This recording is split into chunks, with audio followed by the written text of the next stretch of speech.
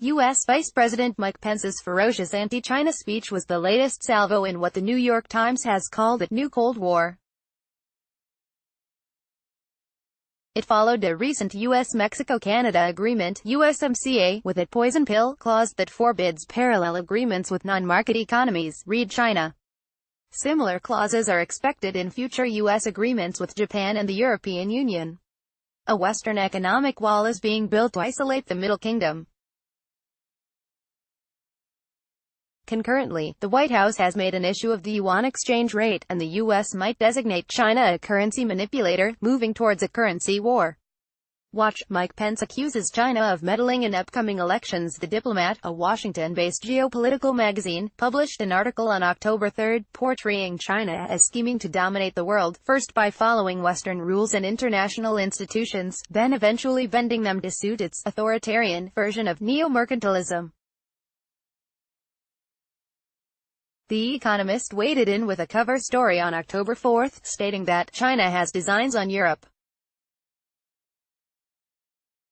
While China's economy will suffer from America's Cold War, its economic trajectory is unlikely to be disrupted. China's rapid and unorthodox rise has brought disillusion and consternation to the world's extant superpower. Its alleged violation of intellectual property rights, its perceived lack of market reciprocity, and its recent assertiveness in the South China Sea are seen as direct threats to American national interests. Many of these worries, which are bipartisan, are shared by key members of the EU and other U.S. allies. Beijing is not exactly blind to these concerns. It has been implementing measures safeguarding intellectual property, and it has opened up selected sectors of its economy in pilot free trade zones. However, these measures are deemed too little, too late. Beijing often reiterates that China harbors no hegemonic ambitions. Such assertions are not entirely untrustworthy. China doesn't have the capacity to match America's global military dominance. Nor can it supplant the supremacy of the dollar anytime soon. However, as China has grown into a 1,000-ton panda, it can no longer hide its size, weight, and consequential influence under a bushel. On China's yuan manipulation, U.S. should be careful what it wishes for in any case, rather than beggar thy neighbor or aggressive policies. The Chinese dream of national renaissance would fare better through President Xi Jinping's call for a global community of common destiny, playing by multilateral rules and global connectivity with win-win benefits. American all-out anti-China coercion has four discernible objectives: redress China's trade imbalance with the U.S., including pressuring the Chinese currency to appreciate; b. fully opening up China's financial and commercial markets for American businesses; c. prohibiting China from getting proprietary technology through market concessions; and d. restraining China's support for Made in China 2025 high-tech industries. Some of these objectives cut to the quick of China's long-term economic competitiveness and stability. China should be able to import much more of what America is willing to export to China, for example, agricultural and consumer products as well as shale gas. While China may open up more of its financial and commercial markets, the Soviet Union's collapse remains a specter dictating a cautious approach.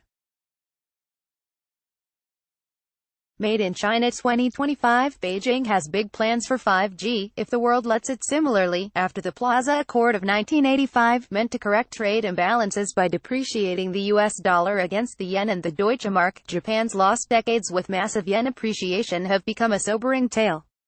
As for technology, China knows it cannot force the transfer of cutting-edge intellectual property. In any case, the near-death experience under U.S. sanction of ZTE, one of China's leading high-tech firms, shows how dependent China's semiconductor industry remains on foreign core technology. The experience is a clarion call for China to pull out all the stops to achieve technological independence.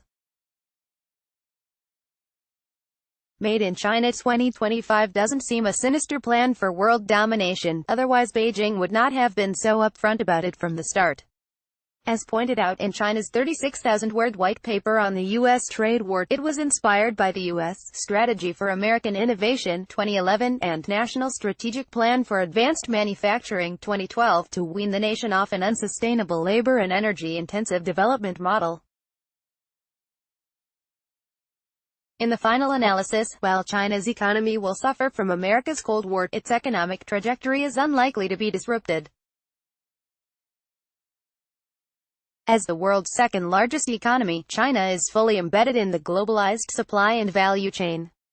Few countries can be entirely segregated from China economically. Even as U.S.-led agreements like the USMCA try to exclude China, the countries involved, America included, are dependent on China's vast market. Trade war or not, China's innovations continue to power ahead. For example, while under the USMCA, Canada and Mexico may no longer be able to forge a bilateral agreement with China, they may join a regional trading bloc such as the Regional Comprehensive Economic Partnership now under negotiation or the proposed Free Trade Area of the Asia-Pacific, where China is one, albeit a prominent one, of a large group of countries. In any case, the World Trade Organization's community of nations, of which China is the largest trader, is unlikely to crumble.